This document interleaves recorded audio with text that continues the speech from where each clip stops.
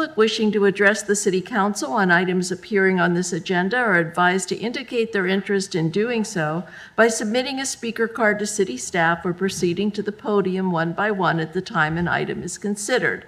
Members of the public wishing to address the City Council on items not appearing on this agenda may do so during item 5. Each speaker will have the opportunity to speak for up to 3 minutes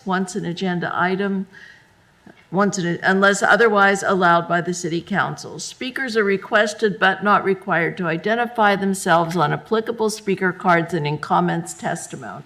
Speakers are advised that their names and any information submitted on speaker cards or otherwise provided in writing to the city may be disclosed or become a matter of public record. No speaker should expect privacy of such information. Madam Clerk, may we have a roll call, please? Thank you, Madam Mayor. Councilmember Connors? Here. Councilmember Lee? Here. Councilmember Moore? Present. Mayor Pro Tem McCary? Here. And Mayor Horn. Here. Okay, and the Pledge of Allegiance. I would like to ask Willie to please lead the Pledge of Allegiance.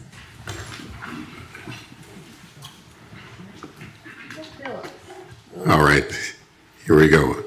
I pledge allegiance to the flag of the United States of America and to the republic for which it stands, one nation, under God, indivisible, with liberty and justice for all.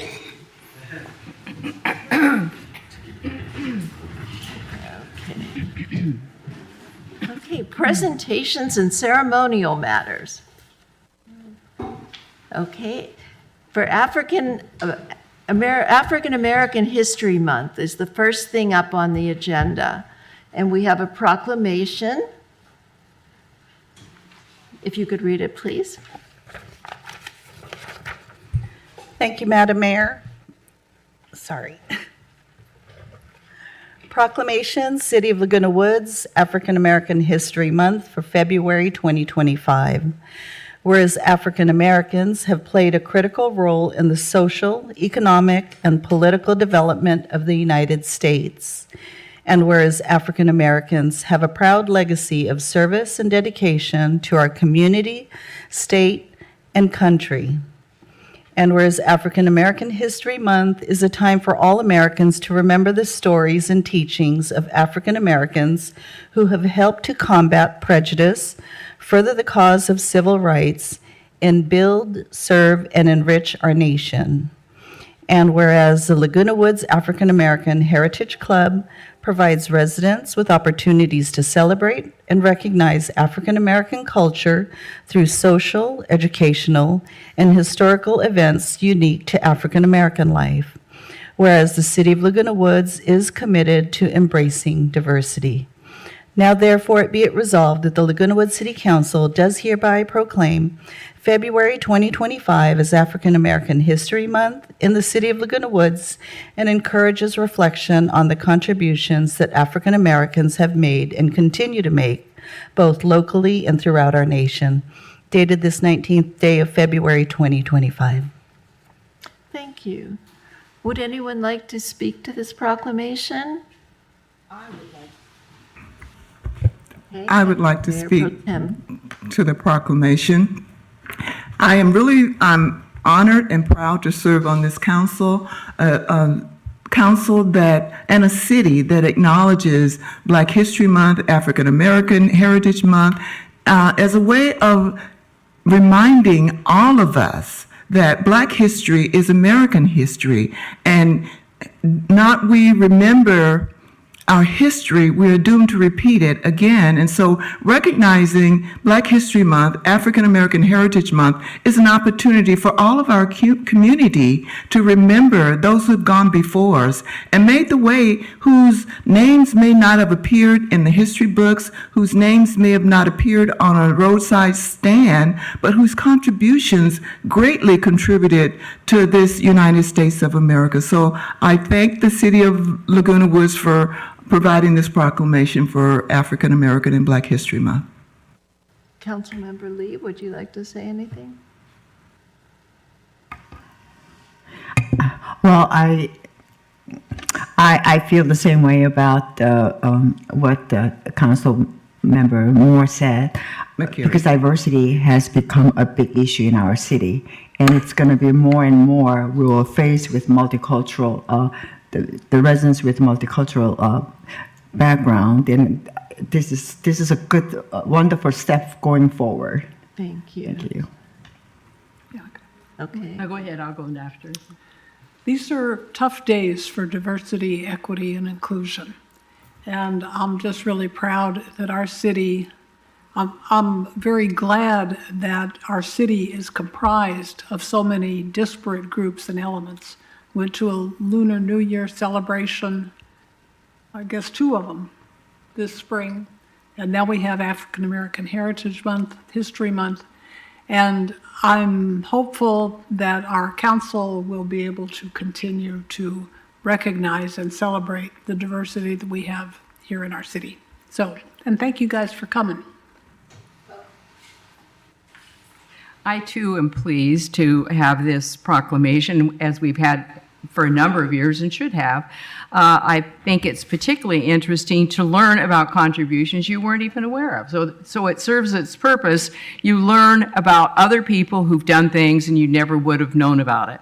I also want to thank our library for setting up a wonderful display. And each year I have found, now this year it's right out there, but it was in your library previously. I found there's a book and I read about somebody I never had heard about. They worked and designed ships, or in this case, the latest one I'm reading, which was in your display. Very well done, thank you. It was the Tiger Bells. I don't know how many of you knew who they were. They were a track team, and they really make a name for themselves. And that story is well worth reading, and you might want to get it after I'm finished. Thank you. I also want to say, echo Mayor Pro Tem McCary's remarks about the importance of history. And this city will always honor the entire diversity and cultural variety of our residents. Would anyone from the audience like to say anything? Yeah. Okay, come on up. Oh, no, I can say right. No, we need you on the, so you can. They can't hear. Come on. Come on, a little bit closer, Come Alan. on. Yay. All right. So my name is Alan. I'm from New York. So I came from, diversity. I grew up in diversity. I come from a small town in Kingston, New York. So I only been out here, I think 8 years. So what I heard from the history of Orange County, they didn't even allow black folks in Orange County. I heard like in the 60s. So I am really impressed and really grateful how far Orange County has come. And so I remember when I first came here 8 years ago, I used to say, where are all the black people? So now you're having a proclamation for black folks here. So I'm really impressed by Laguna Woods and what you have done for Afro-Americans and for all nationalities, Asians, Jewish people. You guys, I always tell people from New York, this is like pre-heaven here in Laguna Woods. So I'm just saying, I'm really, really appreciative of what you guys have to offer here for everybody. So that's it. Thank you. Shall we break for a minute to take a picture? Does anybody else want to say anything? Shall we break for a few minutes and take a picture? Oh, what, Vic, there's a, About the proclamation? Vicky. Is this about the proclamation? She can't hear you. Well, then don't. I can't hear you. I have to read the subtitles. Yeah, I just want to express gratitude for this because I was born in 1956. I certainly remember the racism when we visited where my parents lived in Texas. I was small, but you could see it was horrible. The separated facilities and poor people and the railroad tracks, and the town where my parents grew up was infamous for lynching. And I believe my father saw that. I've talked to family members whose parents were present at lynchings. So it's a terrible thing to think we might ever go back. But we should always be vigilant and honor efforts like this and groups like this at Laguna Woods to help us remember the history. It's not far back. We're not talking about slavery in my own lifetime, and I apologize. And I'm glad for this proclamation, and we should all honor all the difficulties you have no doubt suffered, because maybe some of you are older than me. Thank you. Yes. Okay, let's take a break and have a picture. All right, we'll do a brief recess. And while we're coming up, look at the display that's right outside the doorway. And thank you again to the Orange County Library.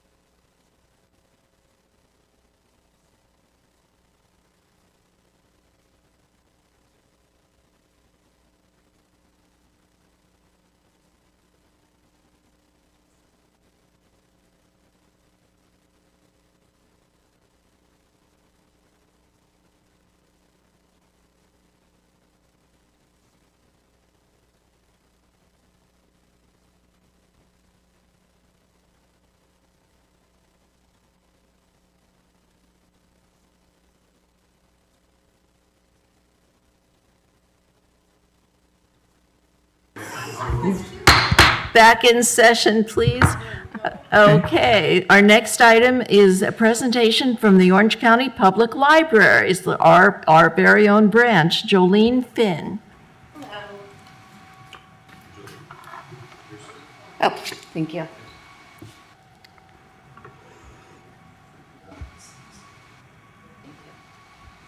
I'm not sure which way I should be facing here. Hello. Hello. Thank you for inviting me. My name is Jolene Finn. I'm the branch librarian for Orange County Public Library's Laguna Woods Library, which is located just across the way. So, you may not know this, but Laguna Woods Library actually opened in 2003. It was a 6-foot counter inside City Hall, just on the other side of the wall.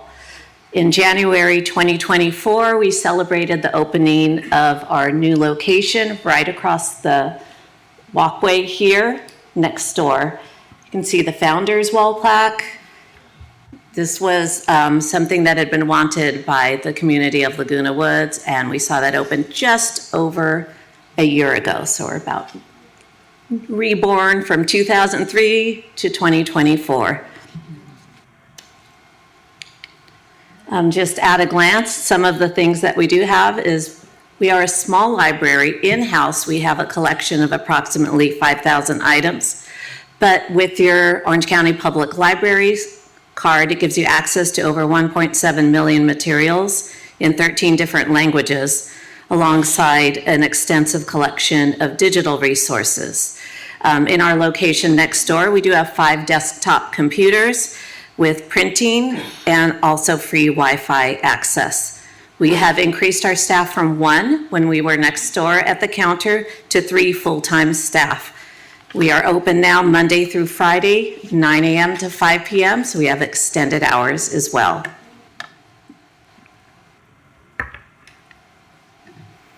So in addition to our 5,000 plus items, you do have access to everything within the county.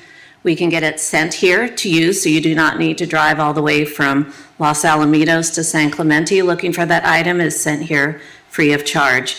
Our collection is based on the needs of the immediate community, so it will evolve and has evolved a bit already. We have standard print, large print. We do have a quite large print collection in proportion to the amount of items we have, as that is what's desired with our community. Magazines, newspapers, and over the summer, we added some children's materials. We saw that people were looking for items, not just that they lived locally, but if they had people visiting them and they wanted those children's materials. Currently, we have items in Korean and Chinese, and we are exploring the addition of Persian items because that seems to be growing in demand. So as I'm saying, we do evolve. Our media, we have DVDs, Blu-rays, and books on CD.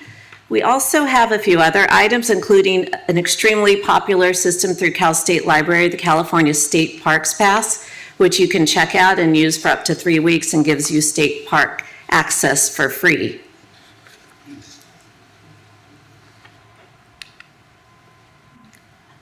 Programs, in library speak, we define programs not as computer programs, but as the events and activities that we hold at our location.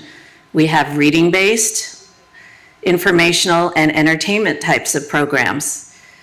In 2024, we had over 2,000 total participants between January and December, and a total of 108 programs. This is inclusive of in-person programs that may have been held in our outdoor activity room, virtual programs, we have a Zoom book group, and passive programs, which are more the grab-and-go take items. So that's how we define programs. In-person programs are led by staff at a specific time and location, virtuals with an online meeting application, and passive is created by staff that participants can take home to do on their own time. So then I have a few pictures of some of the highlights of the different activities we had throughout the year, including succulent workshop, gardening, informationals, fire safety. Orange County Fire Authority came to have us practice fire safety. We have different clubs that created theater presentations. We had a comedian and juggler, and those are just a few of the many different programs we had in 2024. Part of the services we also provide are outreach. Those are sending our library staff out into the local community to explain what services we have available for them, whether the services are on-site or items that they can have given to them, such as books by mail or curbside services if it is difficult to come to the library.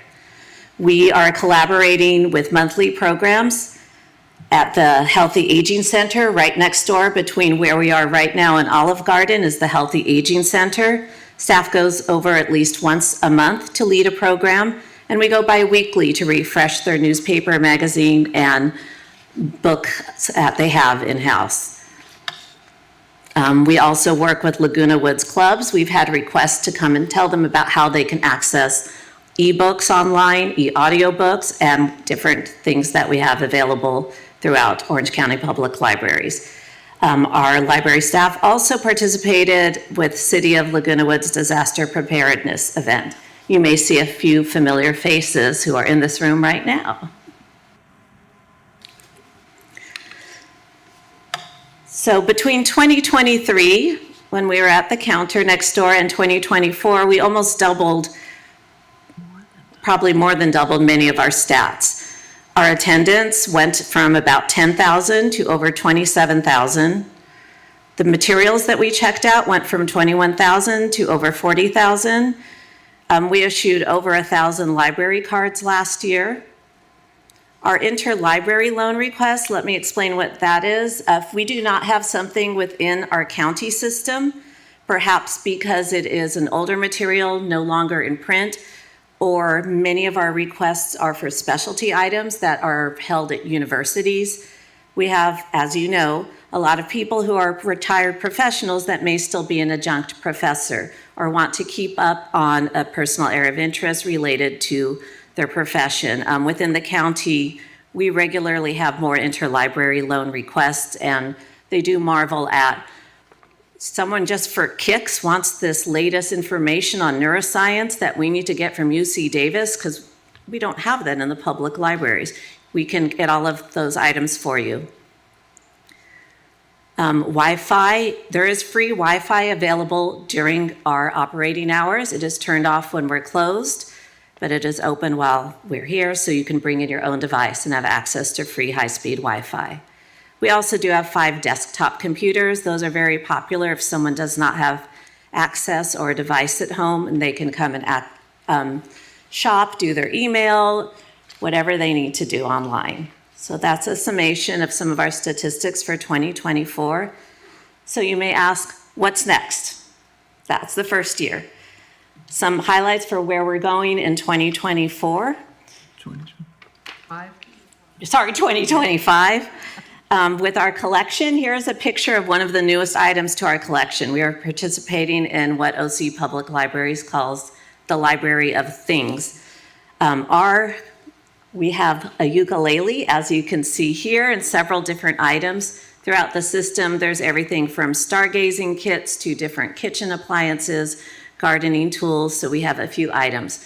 On the day we got the ukulele, someone came in and said, I play the ukulele, can I check that out? And I'll even tune it for you. Oh. And she did, and this is what you see in this picture right here.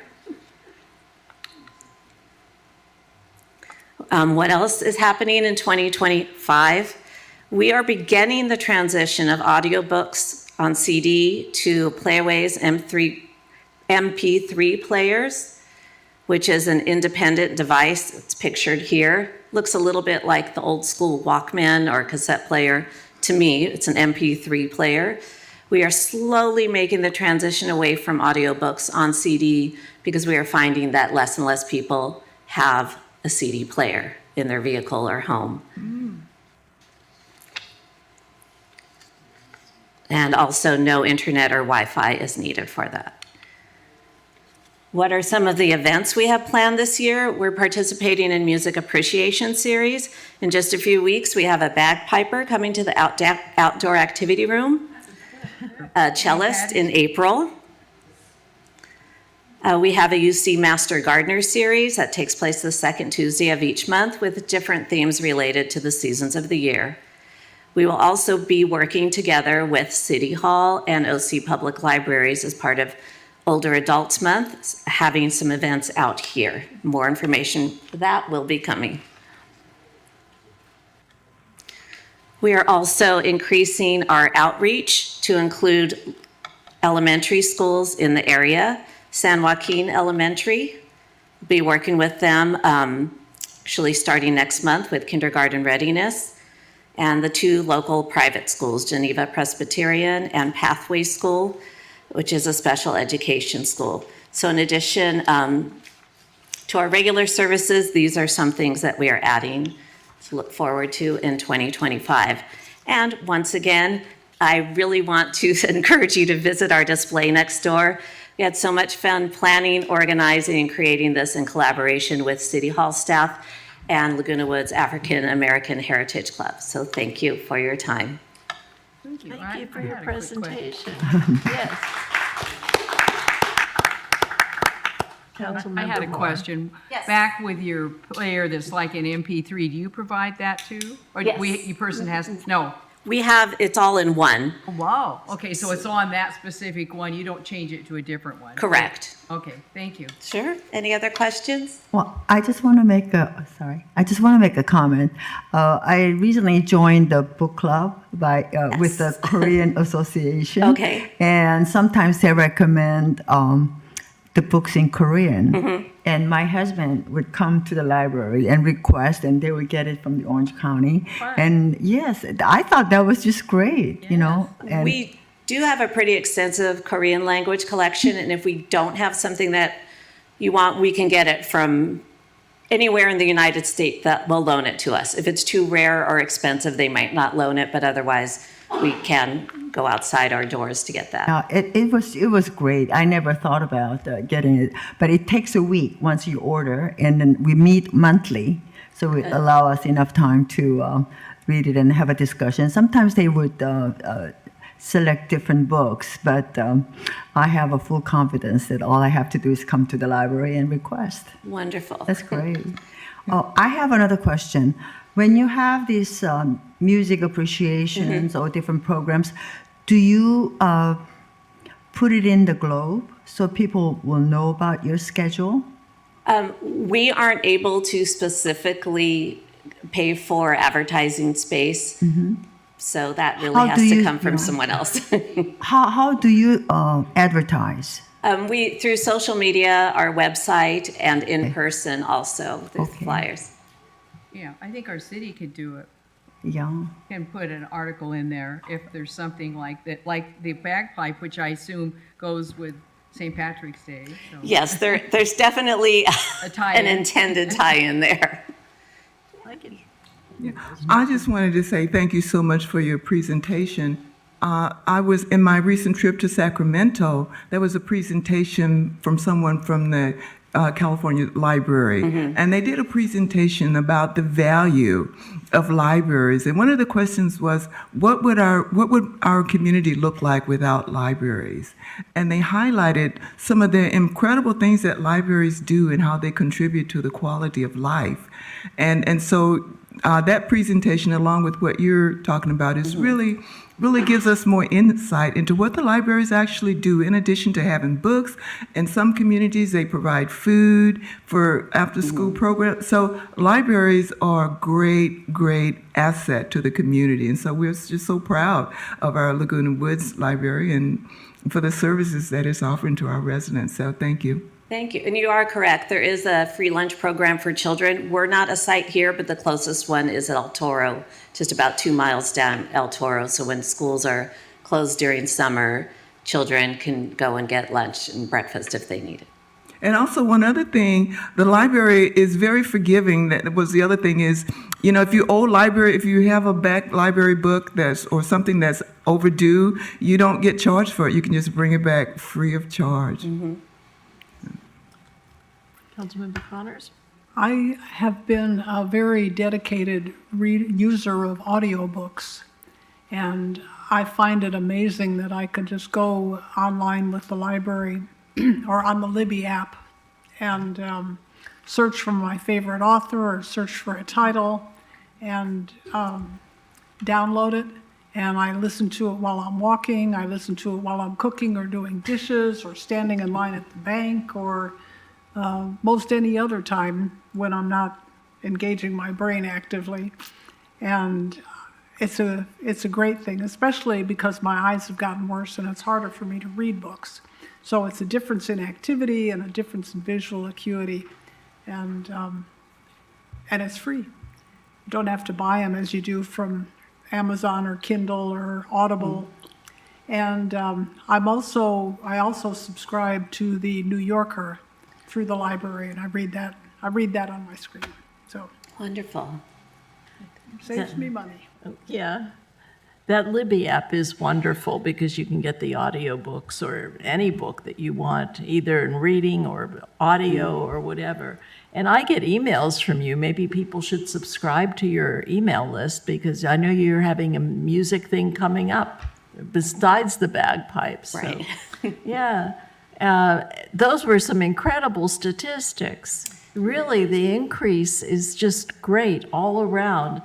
When I first came in 2014, we were already talking about a library back then and talking. And it wasn't until Cotty Petrie Norris gave us a donation that we could start this. And it's so wonderful to be celebrating the anniversary and see the opening again.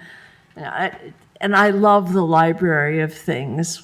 When I was growing up, they just had libraries. You know, we had the little cards that you looked through. And but now it's wonderful. Thank you so much for coming and Welcome. making this presentation. Thank you for the invite. Thank you. Okay. Now we come to public comments on non-agenda items. This is the time and place for members of the public to address the City Council on items not appearing on this agenda. Pursuant to state law, the City Council is unable to take action on such items, but may ask clarifying questions of the speaker engage in brief discussion, refer items to city staff, and/or schedule items for consideration at future meetings. I have one request to speak from Vicki Johnson.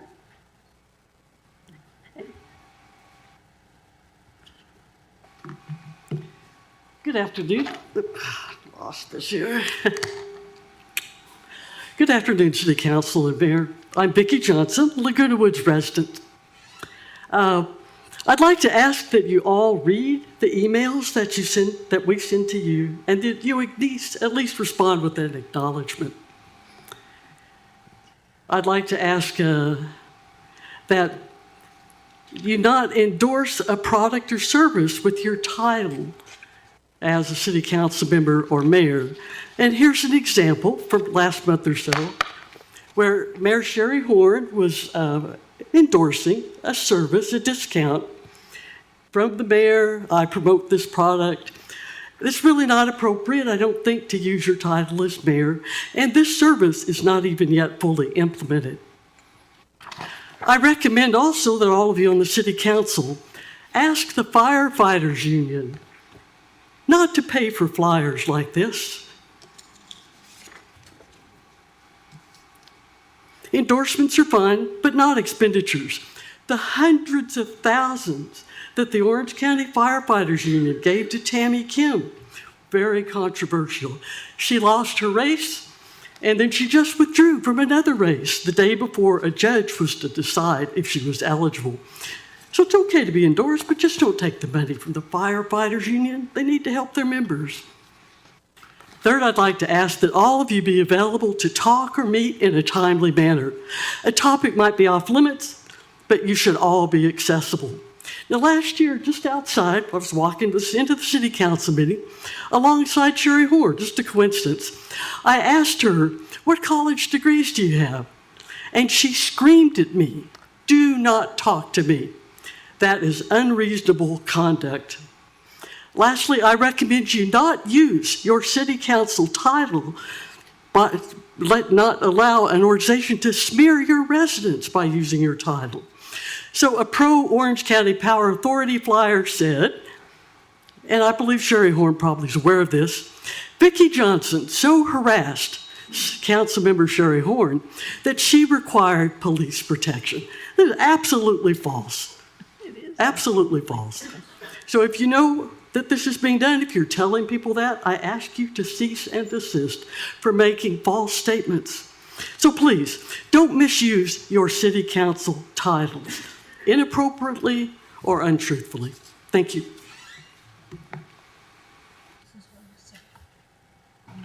Thank you. Anyone else?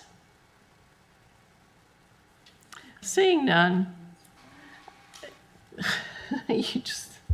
Public comments are closed. Okay. We come to the city treasurer's report.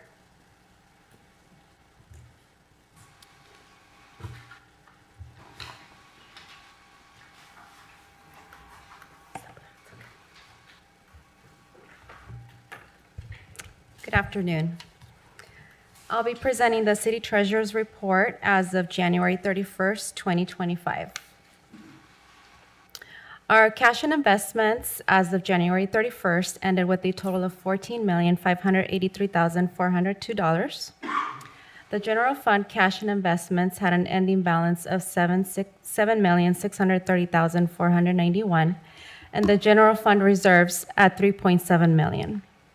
Special revenue funds had an ending balance of $3,197,591, which totaled of $14.5 million. Cash and investments as of January 31st, 2025 were broken down to cash and cash equivalents of $795,385. Pooled money investment accounts had an ending balance of $7.6 million, with LAIF at $6,363,911 and OSIP at $1.2 million. Investments in CDs ended with a balance of $6,155,753, and this totals of $14.5 million. During the month of January, the city transferred $1 million from the checking account to the LAIF account. This was due to the city receiving its first substantial payment of property tax in January.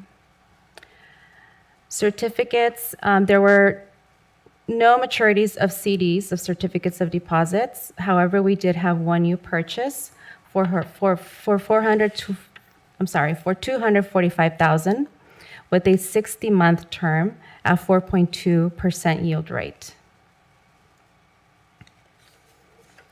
Other post-employment benefit trust fund had an ending balance of $144,852 with a net gain of $2,221. And the pension liability trust fund had an ending balance of $284,605 with a net gain of $4,811. Staff's recommendation for City Council is to receive and file the City Treasurer's report for the month of January 2025. And there is an opportunity for public comments as well. Would anyone like to make a comment? Okay. All in favor? Aye. Okay. And the quarterly financial report? This is the quarterly financial report for the second quarter of fiscal year 24-25. The general fund had an ending balance of revenues at $2,185,213, with expenditures of $3,606,577. Transfers out to other funds were at $740,946, with an ending balance of $8.3 million. As of December 31st, 2024, the general fund has received 29% of revenues budgeted. And as mentioned earlier, the first substantial revenue from property tax was received in January in the amount of $1,578,665. The general fund's three main revenue sources in the second quarter were sales tax, development processing fees, and cannabis business tax. Sales tax came in at $468,031, which represents 4 months received in the fiscal year. Development processing fees were at $390,367, and cannabis business tax was at $378,789, which represents 5 months received. Total expenditures are expected and in line with the budget. For special revenue funds, revenues ended at $745,894. Expenditures were at $977,457. Transfers in from the general fund were at $280,000, and with a fund balance at $2.4 million. The majority of revenue sources for the special revenue funds received are for the first 4 to 5 months of the fiscal year. This is due to payments coming in at 1 to 2 months in arrears. I would like to point out that expenditures in the Senior Mobility Fund are more than projected due to the high demand of the Senior Mobility Program. Capital Projects Funds had an ending balance of revenues with $12,476, which represents interest income. Expenditures were at $30,881. Transfers in from the general fund were $460,946, with a fund balance ending at $1,461,164. Projects are currently in the early stages of designing and engineering in the capital projects funds, and that's why the expenditures are pretty low right now at only $30,000. And the transfers that were made to the capital projects fund are to fund various projects in the current fiscal year. I would also like to point out that interest income earned in the second quarter for all funds totaled $146,524, with a total of $265,200 of interest income earned in the fiscal year. Additional details for all funds is included in the quarterly financial report, which can be found in the agenda packet. And our recommendation is to receive any public comments and then receive and file the quarterly financial report for the second quarter of fiscal year 24-25. Okay, are there any public comments about this? Seeing none, any council comments? I'd just like to thank staff for the presentation. I think the transparency is excellent, and I appreciate the clarity of the presentation. Thank you. And I move we receive A second? Aye. Okay. Our city's not really complicated, and we don't have a lot of assets. And so you could say, well, the money comes in and it should all be great. But we've seen people who don't handle money well, and they have lots of money, and soon they don't have any. And I think we need to give a lot of praise to our staff, because if you look at the city, and we want to brag on our city, but look at the medians when you drive into our city, and look how well maintained they are, whether you're on El Toro Road or on Moulton or on Santa Maria. Look at how well things are taken care of. I'm getting a nod. Look at, in fact, drive on Ridge Road and look to the south, at whichever way you're going, and look how lovely that looks. That is very attractive. We're a small city, but we feel like we take good care of our city, and we're very proud of the way it looks, and I hope you are too, because it's your city. Thank you. Okay, can I get a second? Second, oh, all in favor? Aye. Okay. So now we come to the consent calendar. All items listed on the consent calendar are considered routine and will be enacted by one vote. There will be no separate discussion of these items unless a member of the city council or city staff requests that specific items be removed from the consent calendar for separate discussion and consideration of action. Members of the public may address the city council on items appearing on the consent calendar, regardless of whether an item is removed for separate discussion and consideration of action. Would anyone like to remove anything from the consent calendar? I Thank second. you. And seconded. All in favor? Aye. Okay. Okay, this brings us to fiscal year 23-25 budget adjustments. It actually brings us to item 8.1, conditional use permit, Sorry. CUP 1505. Okay. The CUP permits. All right. So we have two conditional use permits on the city council's agenda for today. The first one, CUP 1505, has to do with a location right near City Hall.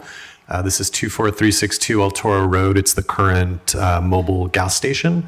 So just to orient people to the image that's being shown, the square at the upper left of the screen is the Moulton and El Toro intersection.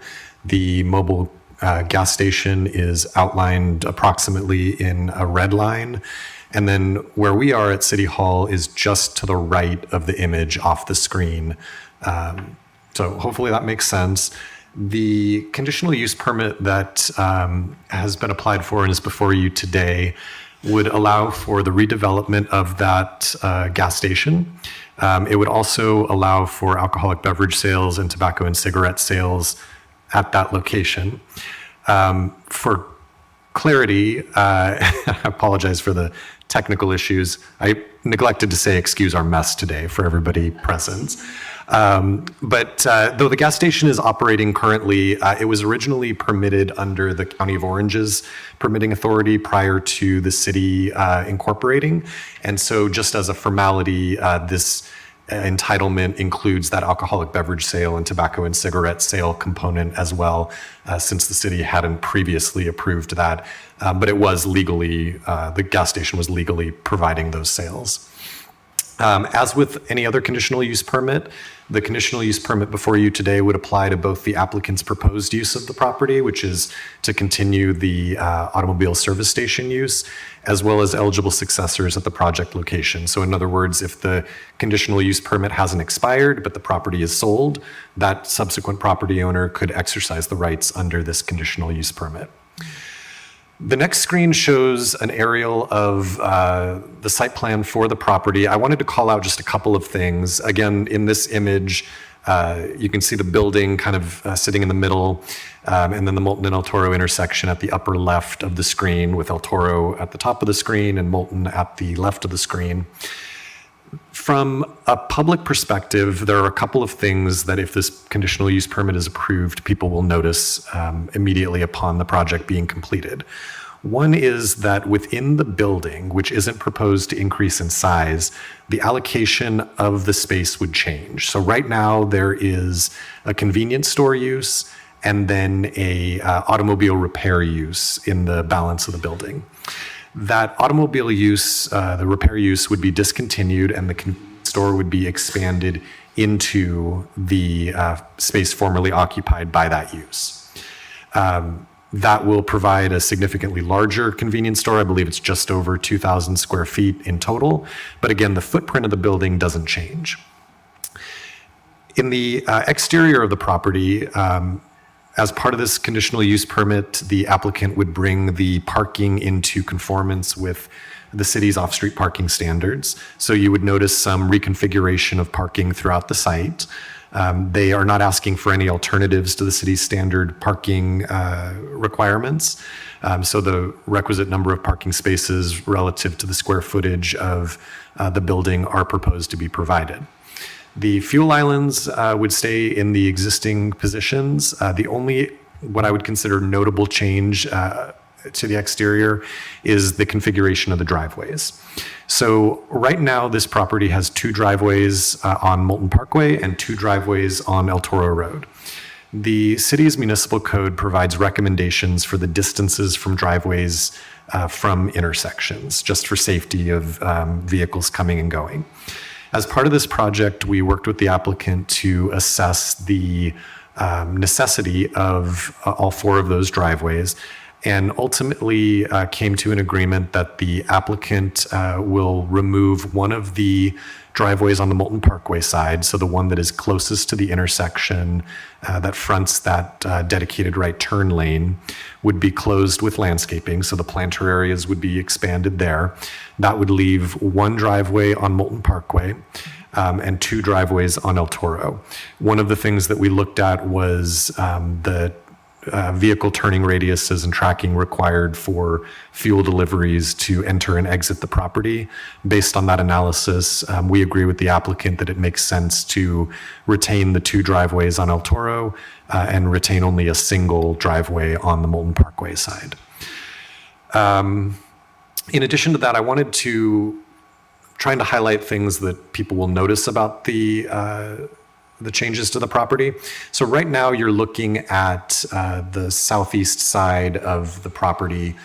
This is looking at the auto repair use. So you can see the 3 vehicle bays there just past the parking lot area. So on the other side of this is where you would walk in to get into the convenience store. As proposed, these vehicle bays would be removed. The convenience store would be expanded into that space. They're not proposing any changes to the roof line. They're simply proposing to close the vehicle bays. I believe it's a cement plaster covering for that with some brick columns to match the rest of the building in between. So from this elevation, you would have a solid wall, essentially. The front side of the building has windows that would look into the convenience store and the main entrance to the convenience store as well. You see some of the parking on this side of the building that would also be reconfigured and restriped to conform to the city's parking standards. Your agenda packet includes a complete list of conditions of approval that we've proposed for this project. The applicant has reviewed and indicated their consent to those conditions as well. I'm not going to walk through all of them, but I just wanted to highlight a couple of things. It does allow the applicant to use exterior amplified sound in very limited circumstances. So it would allow kind of the things that you think of at gas stations, the intercoms that allow you to ring the store from the fuel island itself. And then also the type of video screens that turn on when a transaction commences, provide some advertising, and then turn off at the end of that. The use of exterior amplified sound doesn't include station-wide sound, so there's no, if you go to some gas stations, you might have like a stereo playing, right? You've got music throughout the entire station. That wouldn't be permitted here, but again, that fuel island specific amplified sound would be. As part of the project, the applicant would also reconstruct the 3 remaining driveways on El Toro Road and Moulton Parkway to comply with ADA standards. And the conditions also include a provision that allow up to 2 of the parking stalls to be removed in the future if the city's parking standards change in a manner that makes those spaces no longer required. It would allow them to remove those parking stalls without coming back and amending a CUP, essentially allowing them to conform to whatever the city's future parking standards were within that narrow span of 2 spaces. If they wanted more significant deviations, they'd have to come back and amend the CUP itself. Again, a complete list of those conditions are included in your agenda packet, as well as a proposed resolution that includes a variety of findings. Our recommendation today is that after my report, you open the public hearing, receive any public testimony. After that public hearing is closed, we recommend that the City Council adopt a resolution titled "A Resolution of the City Council of the City of Laguna Woods, California, approving conditional use permit CUP-1505 to allow for the redevelopment of an existing automobile service station, alcoholic beverage sales, and tobacco and cigarette sales at the property located at 24362 El Toro Road, Laguna Woods, California, 92637, and determining that the conditional use permit is categorically exempt from the California Environmental Quality Act pursuant to Section 15302 of Title 14 of the California Code of Regulations. With that, I'll turn it back over to the mayor for the public hearing. Okay, public comments are now open. If anyone would like to comment on this. Seeing none, public comments are closed. Would anyone like to move this? I'll just say that the proposed use of the property seems pretty straightforward, that they're just going to take the area set for auto repair and convert it to a convenience store, which is theoretically a profit maker for the owner and a tax generator for the city, so that seems good all around. So I move approval of the resolution. I just had a comment, and then I'll second the motion. Chris, as you were talking about it, closing off those 2 driveways, I had a thought about those of us who are in the habit of turning. And once that driveway is closed, I like the idea that there's going to be something there as a reminder that even though we've made this turn for 10 years, it's not there anymore. So there's going to be something there. Yeah, as proposed, it's an extension of the raised planter that exists there currently. So you'll have the ramp itself will go away. The sidewalk will be straightened out with a full regular height curb. And then behind that, there's a stepped up, I think it's a block or 2 raised planter with some landscaping in it. So it should provide, to your point, a visual barrier for people who might otherwise want to turn there. Right. Thank you. And I second the motion. It'll also add a little bit of safety for people that walk across the street or use golf carts or use electric chairs. Did you want to say something? Go ahead. Please go ahead. Okay. I did want to comment. It sounds like it's taken care of, but we want to encourage them to use building materials that are fire-hardened materials. It sounds like they are, because it sounds like they're using stucco. Yeah, I don't think there's any, I think, Ahmad, correct me if I'm wrong, it's all stucco and brick, right? Yeah. Thank you for that, because fire hardening is an issue, as you know, and we appreciate that. Okay, so it's been moved and seconded. All in favor? Aye. Okay. Great. Congratulations to the applicant. Thank you. All right. Okay, 8.2, another conditional use permit. The second conditional use permit on today's agenda, CUP-2024-0001, this is something that might seem familiar to the City Council. Several years ago, you approved a very similar conditional use permit for use of a portion of the Laguna Country United Methodist Church property as a daycare. The aerial image on the left shows The Methodist Church property where my cursor is, that's the sanctuary in Ficklin Hall. This is Moulton Parkway along the side. And then over here, you see the temple. They share a parking lot, as you're aware. Behind the main portion of Laguna Country United Methodist Church, there are two buildings that kind of look like portable classroom buildings. They have historically been used for daycare purposes. The previous daycare had obtained a conditional use permit that, had it not expired, would have been able to be used for a subsequent daycare tenant. But because they left the property and a certain amount of time went by, that entitlement lapsed. And so we're back with a very similar type of entitlement request today. In this case, Premium Childcare Incorporated is requesting the conditional use permit to allow for the operation of a daycare nursery at the site. That daycare nursery would be doing business as, I hope I'm saying it right, Kaida Child Care Center. And again, if the permit doesn't expire, eligible successors would be allowed to use it at that same project location. This one is pretty straightforward. Daycare nurseries are licensed by the State Department of Social Services. The conditions of approval would require that as well. This particular applicant is looking to be able to provide care for a larger number of children than the previous daycare use was able to.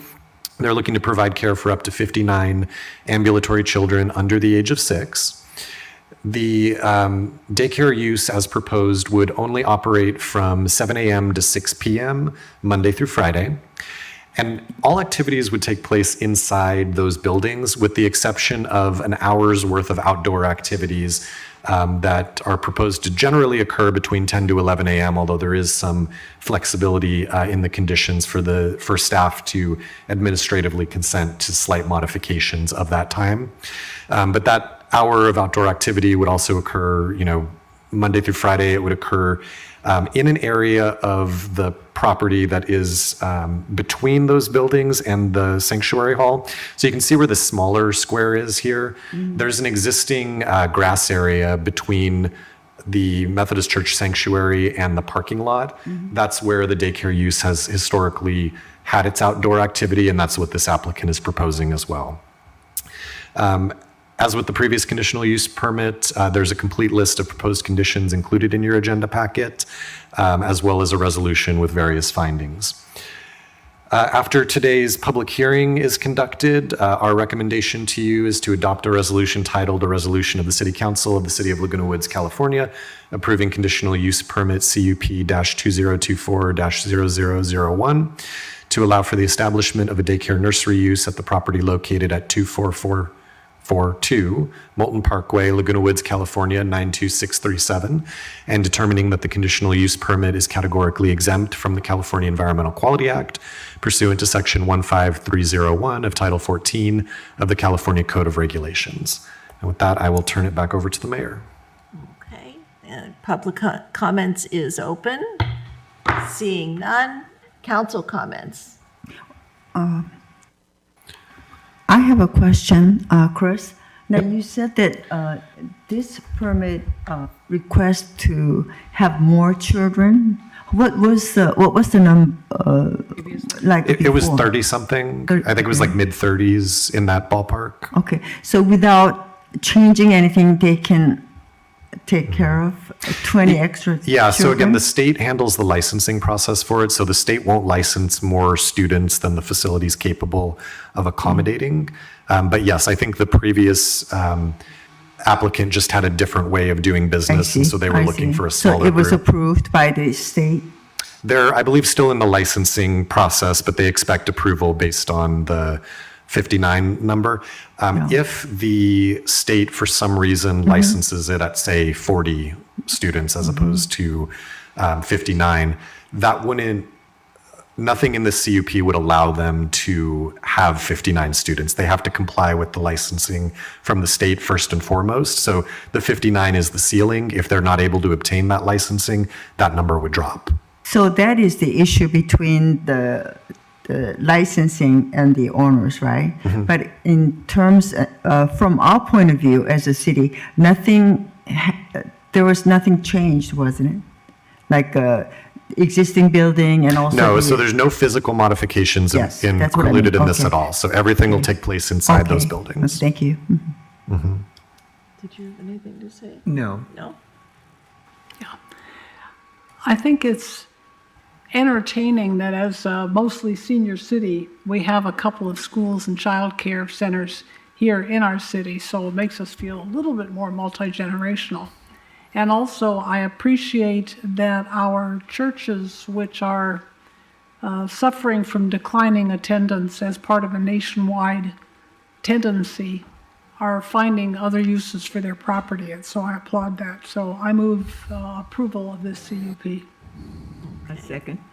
Thank you. Did you have something? You're right. Of course. I appreciate your taking on this job, and who better to bring the young people forward than the church or a religious group. I don't want to say any specific church. I'm going to encourage you to use our library services because this is a reading group and reading readiness, and we have people who are there to help you. So I hope you will be having field trips to the library or asking them to help you because I know they're very qualified. Thank you. Having well-educated people helps our country. Yes. Okay, so it's been moved and seconded. If no one has any further comments, all in favor? Aye. Okay, All right. thank you. Congratulations to that applicant as well. Okay, 8.3, zoning, title of Laguna Woods Municipal Code. All right, this is the last item I have, and then I will be quiet for the rest of the meeting. As you know, we've been going through the municipal code more or less title by title and identifying opportunities to clean up or improve the text. So as was the case, I think we've done this with 2 other titles, potentially 3 so far. We're primarily looking for language in the municipal code that's either unnecessary, duplicative, or in conflict with something else, or in some cases, all 3 of those. We are also, as we're going through, looking to where it makes sense, memorialize existing staff interpretations. So the zoning code is a very good example of that. The zoning codes can never plainly identify every single eventuality that might arise from it. And so they all have an inherent level of staff interpretation required. There are things that we've noticed that we're interpreting regularly the same way. And so rather than requiring applicants or interested parties to reach out to us for that clarification, we're looking to, where it makes sense, add those interpretations to the text of the zoning code. There are also some other matters that we've identified as we've gone through and looked at these things. I'll give you an example relative to the zoning code.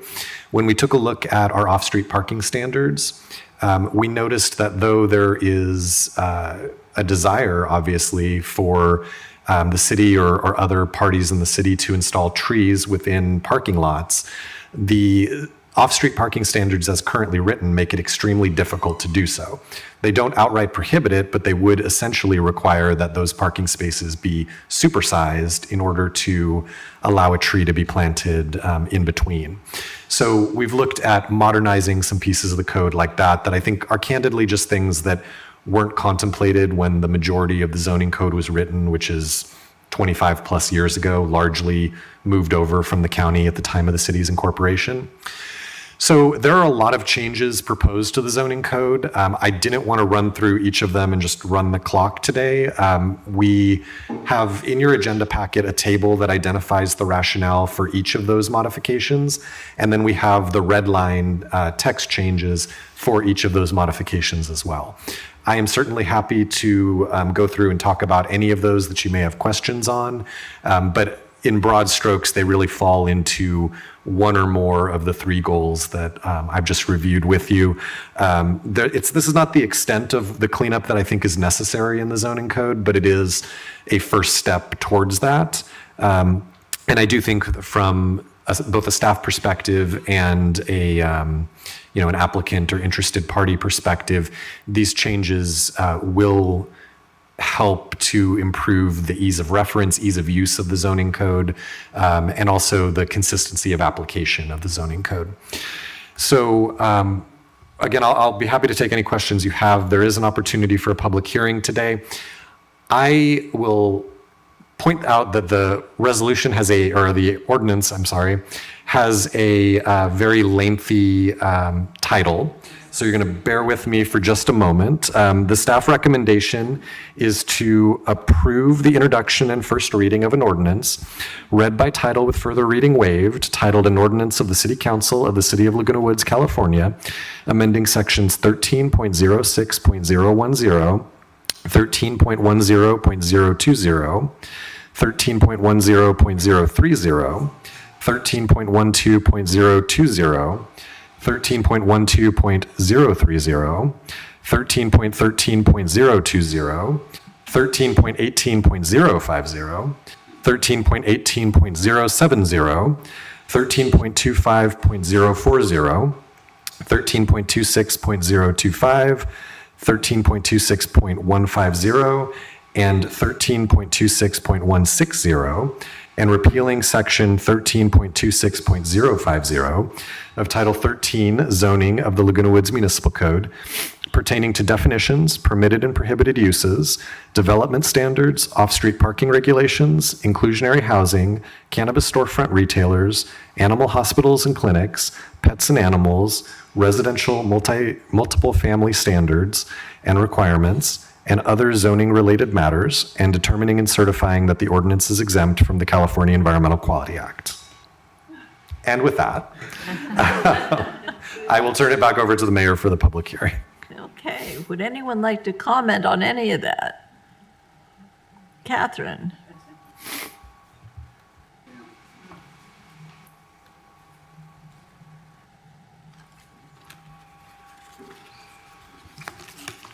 What I'm wondering about is any of this, because some of the off-street parking and things like that may possibly affect us within the village. And would we be grandfathered in? Because some of these standards we may not be able to meet, particularly around our clubhouses and things like this, because when those were built, the standards were different. And I don't know whether this is tighter standards or loosening things up. But my question is, has there been a discussion then with VMS and GRF? Because it could have an effect on them and create some situation, create a problem if somebody wanted to raise an issue. And so I'm just raising it. I don't know. I'm just asking the question. No, and I'm happy to answer the question. Uses that are already legally operating, even if the city changes its standards, they become legal nonconforming. So they don't have to change anything just because we've changed our standards. I was just flipping through the table at a high level. I don't believe there's anything in here that stands like a reasonable likelihood of complicating anything for the village on a go-forward basis. Again, no changes required to anything that they currently have, but most of these changes relate to commercial uses or effectively loosen some requirements. I don't think there's anything that comes to mind that would complicate anything I'm aware of that they would try to do, but either way, nothing has to change as a result of this. This is really like as new uses or modified uses come in, these are the standards that we would apply. So case in point, I mentioned that during the first CUP today, we talked a little bit about off-street parking standards. If that application were submitted after this ordinance was adopted and effective, it may change how we apply off-street parking standards to that use. But because they're already approved, it doesn't require us to go back and change anything about their use. So it's really on a go-forward basis. I hope that makes sense. Okay, thanks for your question, Catherine. Does anybody else have a comment or question? Seeing none, we'll go back to the public hearings is closed, and we'll go back to council. Anyone have any questions or comments? Councilmember Connors. I'm just grateful that Chris has an infinite capacity for attention to detail. Yes. And that when Lots of spare time, I keep telling you. when he suffers from insomnia, he gets up and reads the municipal code to find out which things have incorrect reference and cross-references. So thank you, Chris. I move the resolution. Okay. Okay, all in favor? And just to clarify, it's an ordinance and we're approving the introduction and first reading. first reading. Okay. Well, we'll approve the introduction and first reading, we all agree. Okay, so we come to city council business, which is none, and now city council. I did have a comment there before we Oh. go to these reports. I didn't see You your don't- hand. Well, I didn't raise it, so you Oh, couldn't see it. okay. That's why I raised my voice. I neglected, when we did I could have pulled this from the consent calendar, but I don't think it was worth that. But would you mind going back to page 7 of 14? It has that Tyler Technologies for the new software. And I wanted to talk about something that maybe you're already thinking about. But when we have to plan for the future. We don't really know what the future is. We know to a certain extent, we put ourselves out for a few years, but we don't know what's going to happen in a long term. And those who don't plan for the future find themselves in very deep trouble. So I'm wondering, is it possible with this software? This is just something I want us to think about. It may not be in there, but I think it's something we should consider. Can we predict, using AI perhaps or something else, can we predict trends that we see changing how we're projecting and saving for the future? Because we would not have been spending money on fire prevention 10 years ago. We wouldn't have been talking about that. So things change, and as they change, if you wait until the change occurs, it's a little bit late to be doing very much planning. But I'm thinking that, can this be incorporated in there? That we begin to look at trends and see if we see something that catches our eye, that we think, hey, we better be planning for this expense and building and preparing ourselves for those expenditures that we have no idea that are out there. Thank you.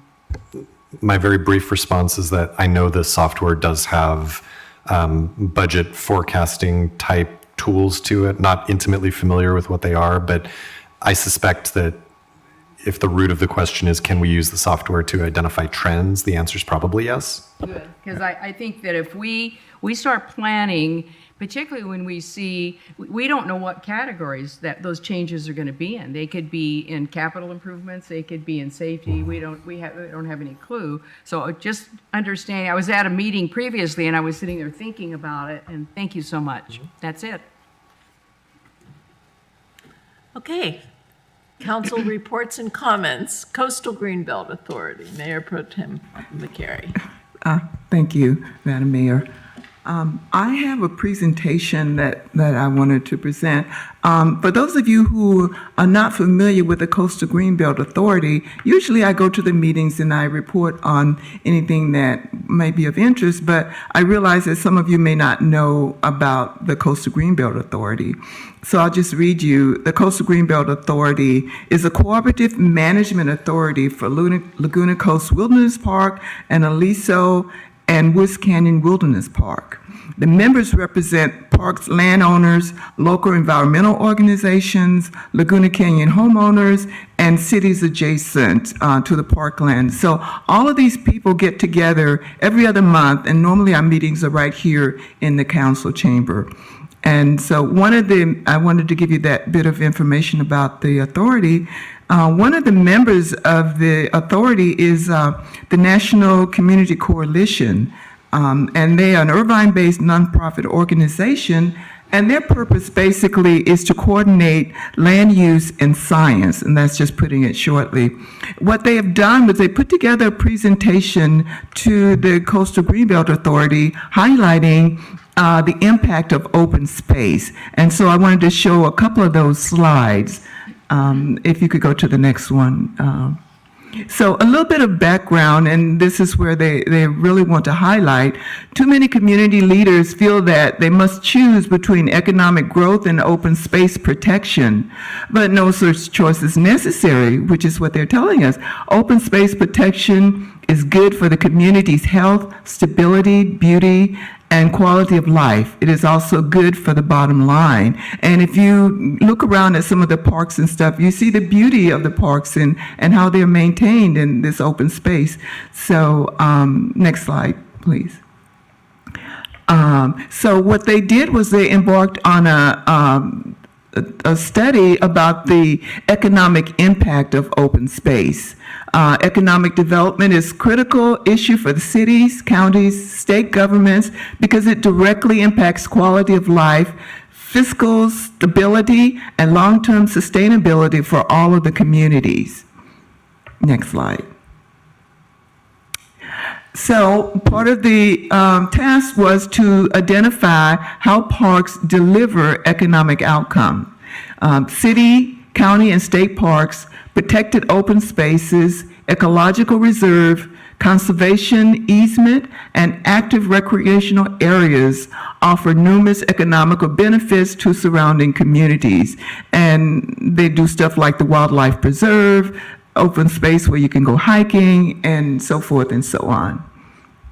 Next slide.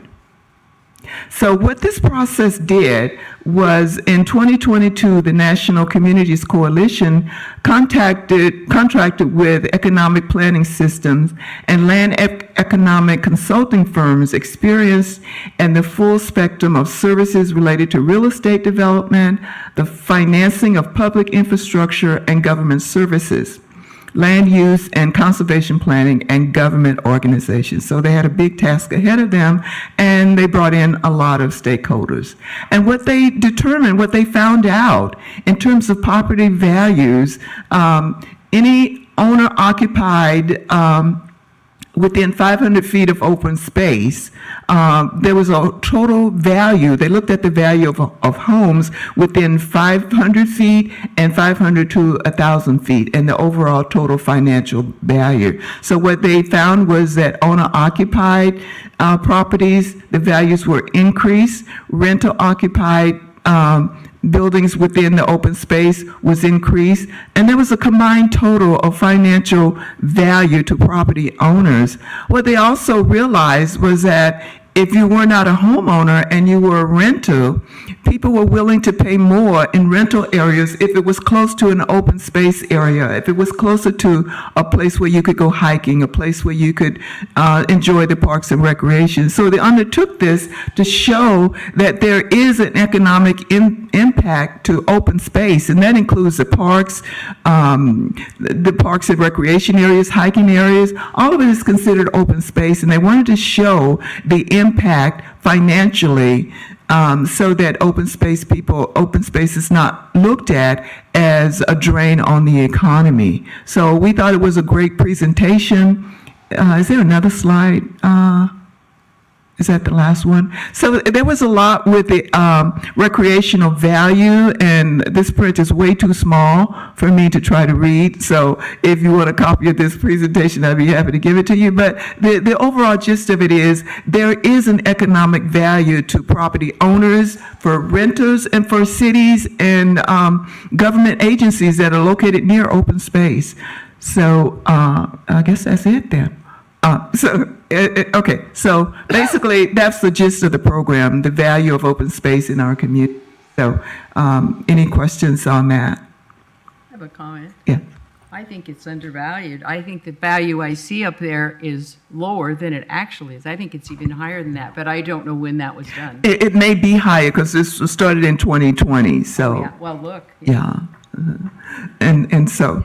Higher, I bet. Substantial higher. So as I said, the authority meets here every other month. So we'll be meeting again in March, right here in, I believe it's March 16th, right here. And that's the end of my presentation. Thank you. Oh. I'm glad we're looking to protect it with drones to detect fires now, instead of just people relying on people's reporting. Yes. May I ask a question? Okay, as part of your discussions, do you talk about making sure that those areas are controlled with the wildfire stuff that we've had? You know, making sure that, I'm pleased we have it, but are you addressing in those meetings the importance of keeping it under control so that if we have a fire, it doesn't burst like we just saw in the Pacific Palisades, where that valley right down below the houses, had not been treated or cared for many years. And so the brush and everything was just really out of control. So it's important that we do it right, since we have it.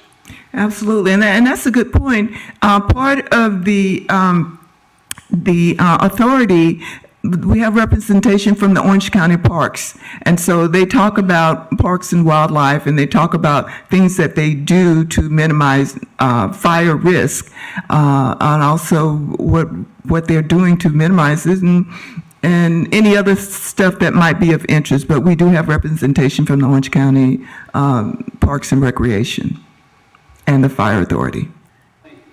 And like I said, we are talking about putting cameras on top of the towers so that the cameras, along with drones, can detect fire much earlier than people can and address those things quickly and put it down. So Do they have cameras in there?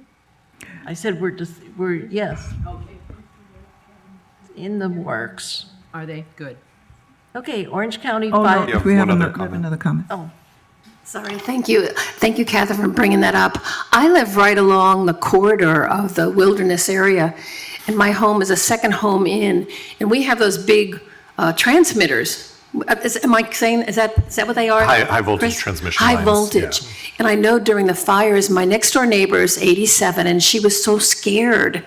She packed her bags, she let everything go, because there's no dirt, there's no gap between, there's not a big gap between the wall and that. So I was just wondering, is there a plan? Can our city affect, what you just talked about, Annie, all those organizations? Can they come up with a better plan? There doesn't seem to be. Chris was involved with it, Yeah. actually.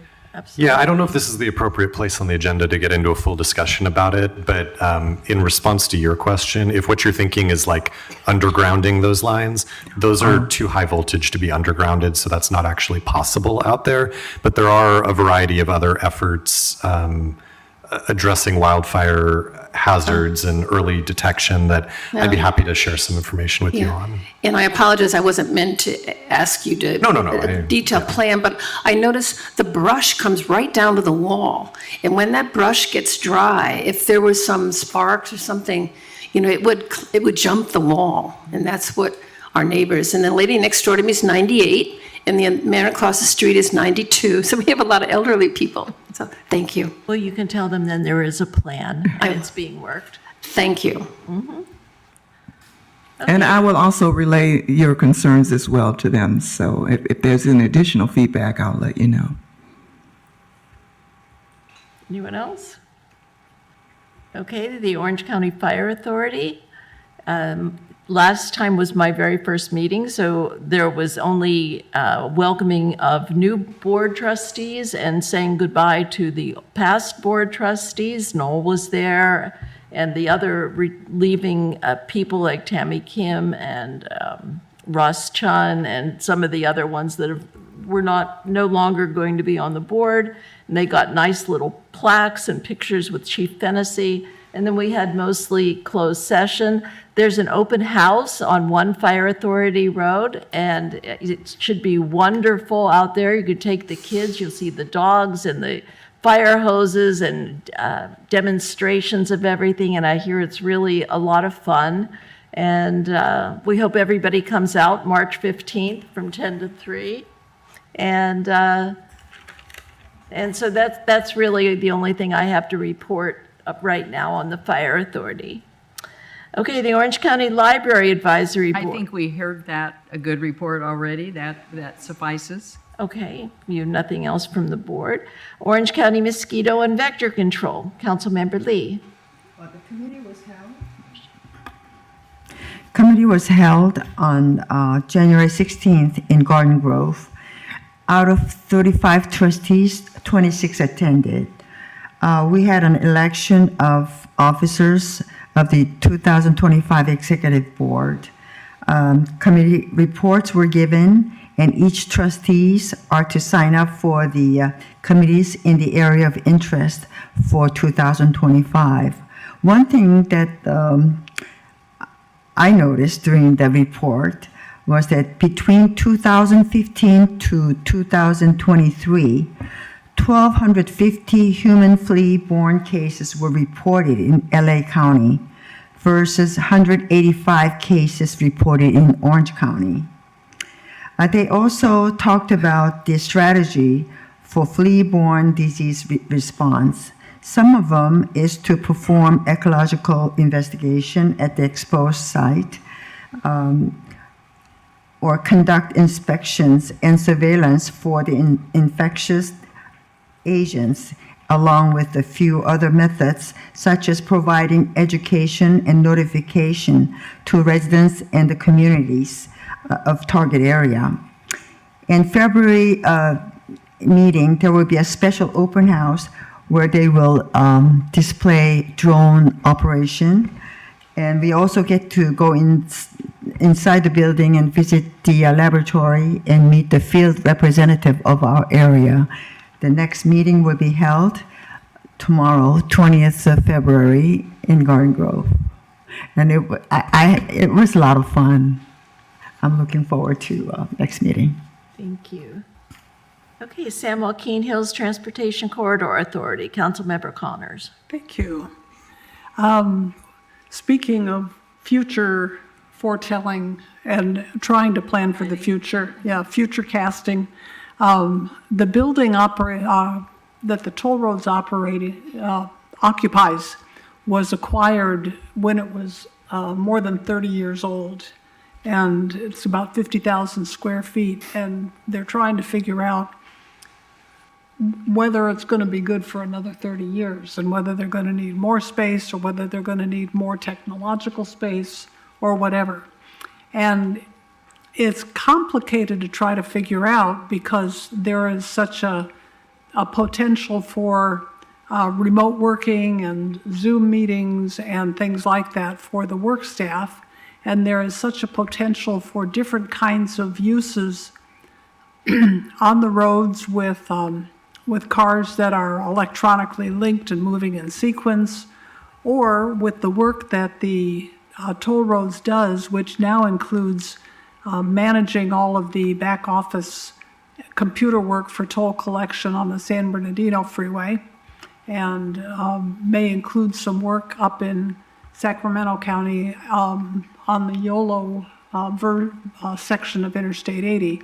So there's an increasing workload, but maybe a distribution of workers, and it's really hard to tell. I always end up scratching my chin.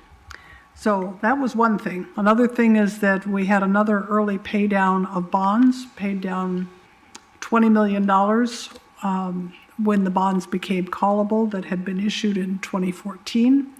And that results in a savings of about $20 million in interest.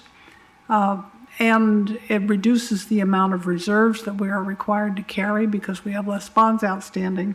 So we're continuing to do that. And the last thing we did was to adopt federal and state legislative platforms. We have advocates in Sacramento and Washington, D.C. that keep an eye on legislation and speak to staff members and legislators about things that are of interest to the toll roads. And one of them is transportation funding. Now, we don't get any federal funding and not much government funding, but the federal bills often have policy riders attached to them, so we need to keep track of that. Next one is toll interoperability, where we try to organize it so that anyone who has a fast pass, a fast track, can drive on any toll road in the United States, and it just gets billed to back to their home account. Right now, Texas is the only one that we're organized with, although we're getting organized on the West Coast. Our issue is privacy laws that forbid us from transmitting certain information about an individual auto's location at a certain place at a certain time outside the state. We can share it internally, but not like with Golden Gate Bridge, but we can't share it with toll roads in other states. So we're working on legislation for that. We're also interested in transportation technology, license plate readers, GPS tollings, under asphalt charging, such as the way you can now lay your cell phone down on a pad and charge your cell phone There are places in the world where you can drive your car on a certain portion of the highway and it will charge your car's lithium battery. Those are Italy, I think. As I said, we're concerned with privacy issues, data protection, how we can reach out to our residents, either if they have enrolled in and agreed to accept push notifications from us, or if we can just contact everybody who is a toll roads user if we have to give them emergency information. So the board adopts these sorts of things as areas of interest, and as bills are introduced, then this list guides our staff and our legislative advocates, and so then the boards can write letters and visit staff to inform them and persuade them about why such things are good ideas or not good ideas. So those were the things we talked about. That's all I got. Okay, thank you. Does anyone have any comments or questions for that? Well, I wanted to ask Council Member, how long is your meetings? Since your report has so many issues there, how long We're is very efficient. Well, we start at 9:30 and we're usually we're done before noon. Oh, okay. Must be agenda-packed meetings. Okay, we come to South Orange County Watershed Management. Actually, I have something, I have a slide presentation on that I mentioned earlier, and that has to do with using, separating hydrogen and using it. And this was it's actually a SCAG trip that I took recently. Southern Counties Gas has a hydrogen project. This is their Energy Resource Center where I travel. This is the front that faces Downey Street. And here's the view from inside the parking lot, the entrance to this very large resource center.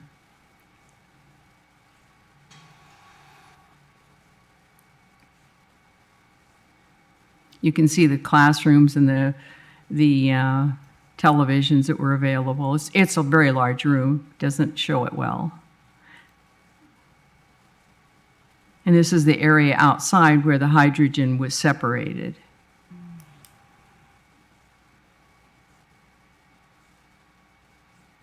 Okay, would you go ahead and advance? You'll have to advance.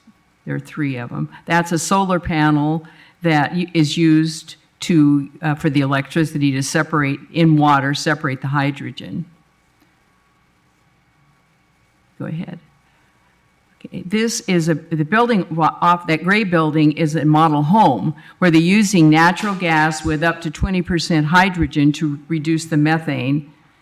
And you can advance.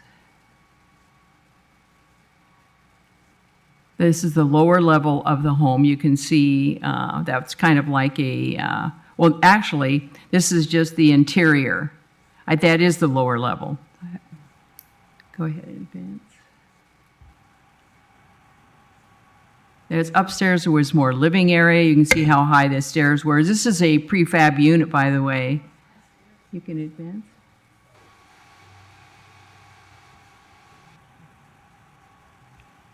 Keep right on. There was the bedroom up there. There was a bathroom. There's you see the washer and dryer, and those appliances are tested so that you can't add more than 20% is the max. Actually, it's slightly less than 20% to the natural gas to reduce the effects of the methane. And they test appliances to see if it affects them or has any kind of a problem. If you want to advance. And there's several here. Okay, that's the classroom upstairs, and you can see a view upstairs also, and looking down back at the hydrogen separation area. If you advance. This is the downstairs area. There's a kitchen. You can see out. This is quite attractive, really. It's just a model area. No one lives there, but you can see how attractive it is, and the kind of appliances. I think that's gas fireplace there, and that's the patio area. And I think that's it. Thank you. That's the kind of thing that's being done, considering, because we have an issue. We had a storm recently, and during the storm, obviously, we couldn't rely on solar. So we have to have backup power. So the backup power, one of them is natural gas, but natural gas comes with a cost. And so if you can reduce that methane, this is one possibility. With the hydrogen, perhaps this is an alternative.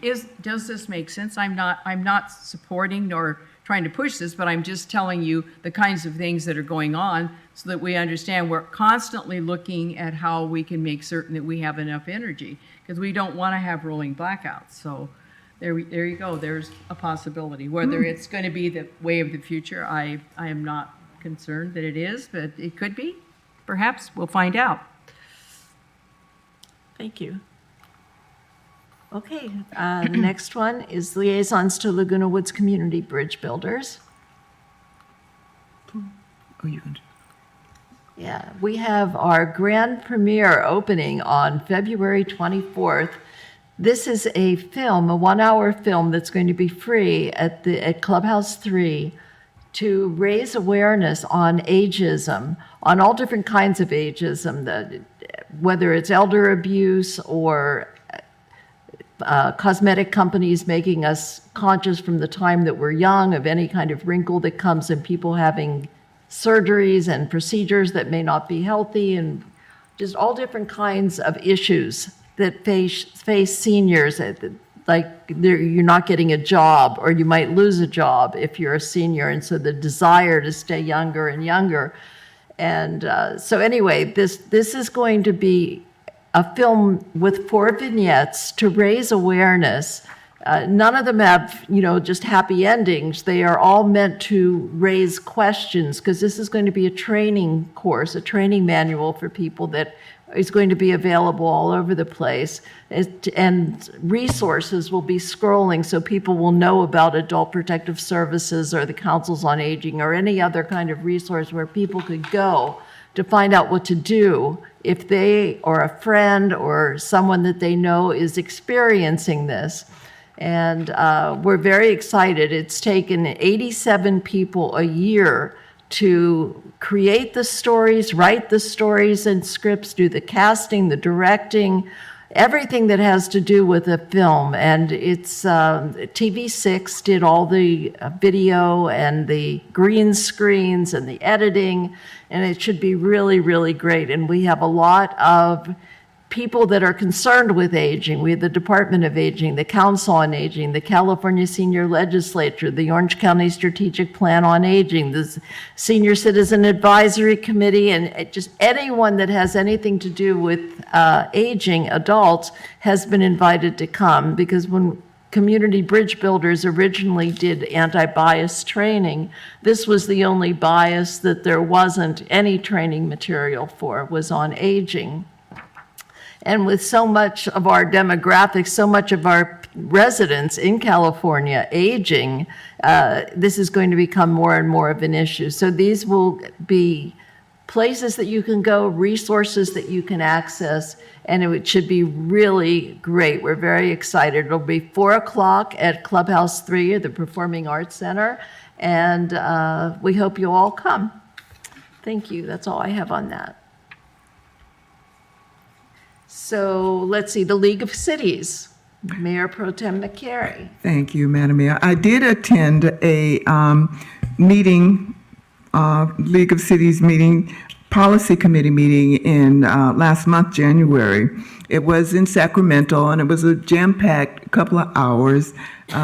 Most of the agenda items were informational with only one action item, but the one action item that we did was we decided adopt a work plan for 2025 based on a email survey. And the 4 priorities that the committee adopted was homelessness and behavior health, parks and recreation and access to open space, emergency preparedness, early learning, childcare, and youth programs. And so, because it was such a jam-packed meeting, these were informational only, and we will be getting more information as we implement the work program. There were presentations from a couple of areas. There was a panel discussion on child care and family resources. And there was a presentation, and as I mentioned earlier, from the public libraries. And that was really interesting information about the libraries. And a couple of things I mentioned already, they talked about the value of libraries and how libraries really contribute to the quality of life. People can go to the library when they're lonely. People take their children to the library. The libraries have resources in various languages. They don't do background checks or credit checks when you go to the library. All the services are free of charge. They don't ask for anything in return. A couple of key things is that while the usage of libraries throughout is increasing, funding for libraries are decreasing, and so that's one of the things that we're looking at. There are, right as of that meeting, there were 968 libraries in California, which seems like not very many for the entire state of California, but that's the status right now. The other thing was that you can get free state parks, you can get free park access through the libraries. And the fact that libraries do offer free lunches and stuff for children, and also when school is out, they offer these programs for families as well. There may be families that can't afford food, and so they offer free lunches and stuff to families when school session is out. So, and again, we had some budget updates, and our next meeting is going to be March 28th, this time not in Sacramento, but in Burbank. Thank you. And now, a report on League of California Senate Cities by Councilmember Lee. Mayors and Council Members Academy was held from January 29th through the 31st in Garden Grove, California. There were at least 150 attendees. The program started with the harassment prevention training for supervisors and officers, and ended with the subject of understanding public service, ethics, laws, and principles. Many important topics were covered in such a short time. I enjoyed the presentation about how to develop effective city council and city manager team, which can be a key to good governance and city success. During the first day lunch sessions, we were seated by districts, where I met many council members from Orange County. Next day, we were seated by the size of the city. The few members came express interest to visit our city because their cities are facing with the rapid growth of senior citizens. They wanted to know what kind of service we offer to our seniors. There are so much to digest in such a short time, and I know that it is only a beginning. I was excited and encouraged by so many new council members who are willing to dedicate their service to their community and try to make a difference for the better. And it was a very intense learning session for me, and I enjoyed it very much. Good. I'm so glad we reinstated, got back into the League of Cities. Yes. We all benefited so much from the education that we get at these different conferences and meeting people from other cities from all over California and learning their issues. Are there any other comments and reports? Go ahead, you go ahead. Councilmember Connors. Councilmember McCary and I had a tour of the Orange County Sheriff's Technology and Communications Center, and I think other council members have gone there earlier, but we finally found a time when we could go. And there's a lot going on there. I'll just mention a couple of things. They have built a center now and a system that connects every law enforcement and emergency response worker and system and organization on a network where they can all communicate with each other, including the state forestry department and the county and every city in this county. And they actually have a large equipment area where every new vehicle from any of these agencies that comes into service drives into this place and sits there for 3 or 4 days getting all the fancy electronics installed. So back during 9/11 in New York, there was a big problem because the police department and the fire department were on different channels and they couldn't talk to each other. And that's the kind of problem that we don't have now in Orange County. They do interesting things with their traffic cameras. If a 911 call comes in or an officer turns on his body cam and he says, "I'm in pursuit," they have a way of getting the exact, pinpointing the location where that call comes from, where that officer's camera is, and they turn on all the traffic cameras in that area to pick up as much detail as they can while they send whatever support they need to do. And the other thing I thought was really interesting is that they often get multiple 911 calls on the same event.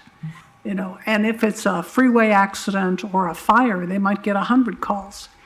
And so their 911 system recognizes where these mobile phone calls are coming from. And if they're all coming from the same place, then AI answers the phone and says, if you're calling about the accident on Interstate 5 at El Toro, we've received the information and we are responding.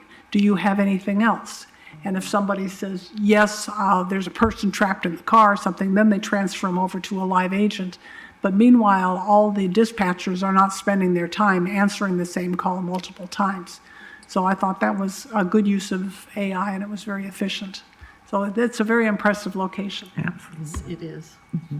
I think we were all very impressed by that. I just wanted to add one other thing. That was very interesting how they track people, and I really appreciate it. They don't use facial recognition.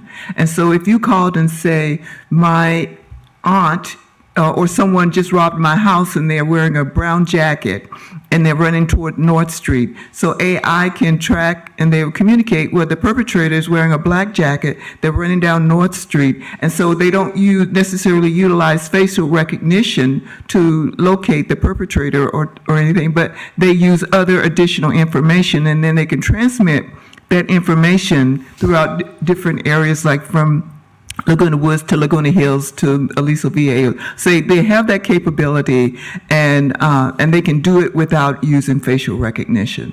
And what they said was they don't actually collect facial recognition, but if a crime is being committed in your home and you have one of those cameras, they can utilize that as facial recognition. But part of their job is not to collect facial recognition and use that as one of their major tools. Okay, does anyone have anything else? Yeah. Okay, well, we're going to go into closed session. And so our next meeting here, we'll come back out of closed session, but our next meeting will be March 19th at 2 o'clock. Doesn't she have to read? Yeah, she has to take us into closed session. And I can provide the code section. Okay, we're going to go into closed session under the authority of California Government Code Section 54957B1 to consider the appointment of an assistant city attorney, and she's here tonight, Shauna McKee, my colleague from Rutan. And this is going to be a closed session item, but there's an opportunity for public comment beforehand. Does anyone have any public comment they'd like to make? Seeing none, public comment is closed. So we'll go